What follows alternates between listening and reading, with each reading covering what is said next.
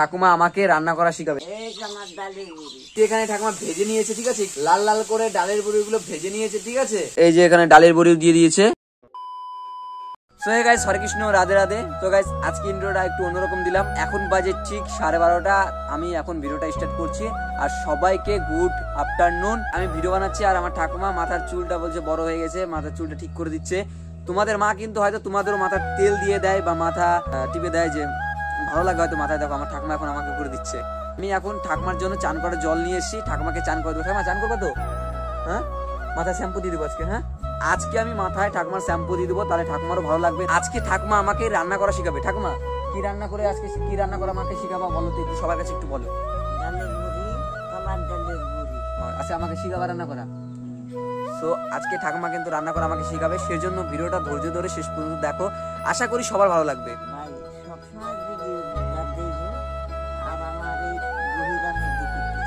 আমাকে আগে চান করায়, তারপরে আসছি কি কি রান্না হয় সব তোমাদের সাথে শেয়ার করবো।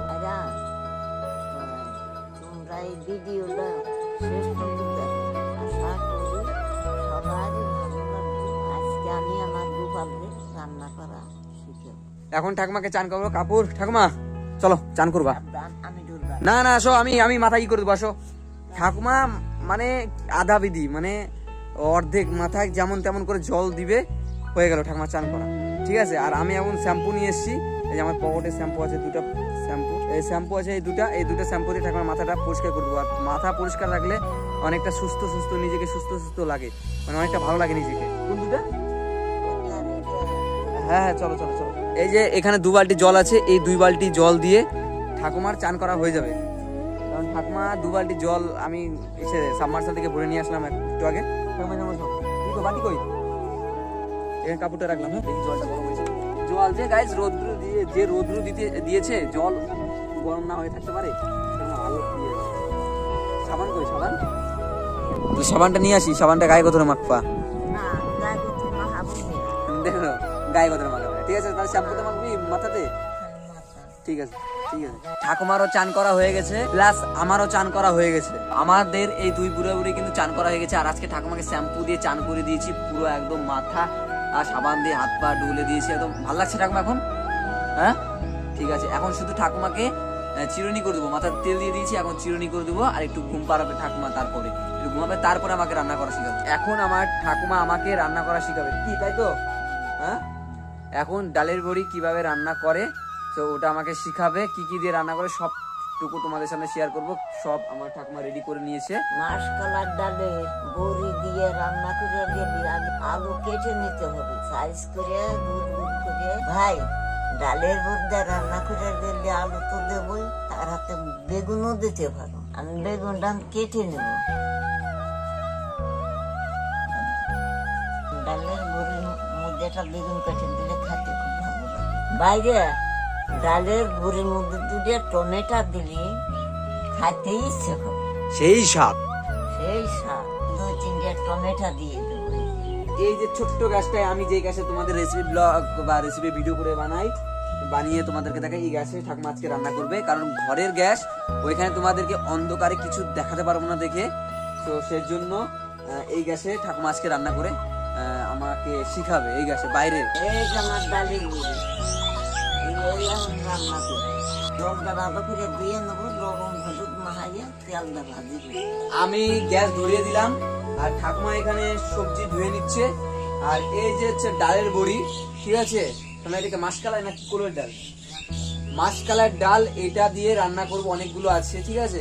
এগুলো এখন ভাজবে এই কড়াইতে, তেল দিয়ে এখন ভাজবে। তারপরে তরকারি গুলো দিয়ে লাস্টে দিয়ে দিবা না পরে আগে দিবা, মানে তরকারি অর্ধেক হয়ে যাবে তখন এগুলো তরকারির মধ্যে ছেড়ে দিবে। গ্যাসের মধ্যে ডালের বড়ি দিয়ে দিয়েছে, তোমাদেরকে দেখাই দিই। এই যে দেখো গ্যাস, ডালের বড়ি তেল দিয়ে ভাজছে ঠাকুমা। ওই যে ওখানে ঠাকুমা, এটা কতক্ষণ ভাজতে লাগবে? 2-3 মিনিটে হয়ে যাবে। 2-3 মিনিটে কিন্তু এটা ভাজা কমপ্লিট হয়ে যাবে। আর ঘরে অলরেডি ভাত আমি বসিয়ে দিয়েছি, ভাত প্রায় কাছাকাছি হওয়ার কাছাকাছি। তো ওটাকে আমি নামাবো, ঠাকুমা এদিকে সামলাবে, আর এদিকে আমি তোমাদেরকে দেখাবো। এই যে ঠাকুমা ভাজছে। ঠাকুমা একটা ভাজা আমাকে দিবা, ঠিক আছে। এই যে দেখো, এই যে এখানে ঠাকুমা ভেজে নিয়েছে, ঠিক আছে। একটু লাল লাল, লাল লাল করে ডালের বড়িগুলো ভেজে নিয়েছে, ঠিক আছে।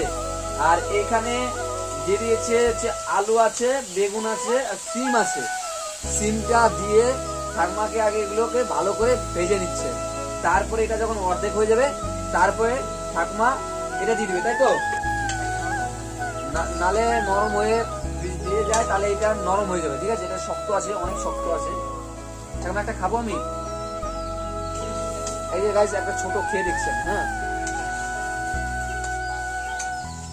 ভালো লাগছে মা, ফ্যান্টাস্টিক, সেই লাগছে গাইস। ঠিক আছে, তুমি এটা ভাবো, তাতে ভাতটা নামাই দিয়েছি। হ্যাঁ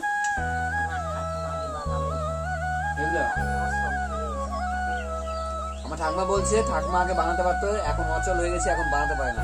চাল কুমড়ো তো বানানো যাবে।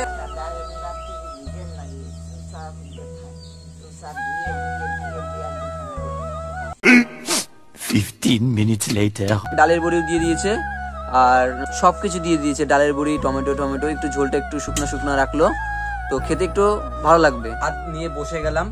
এই যে তরকারি, আজকে ঠাকুমা একটাই তরকারি রান্না করেছে, আর কিছু ভাজি টাজি কিছু করেনি।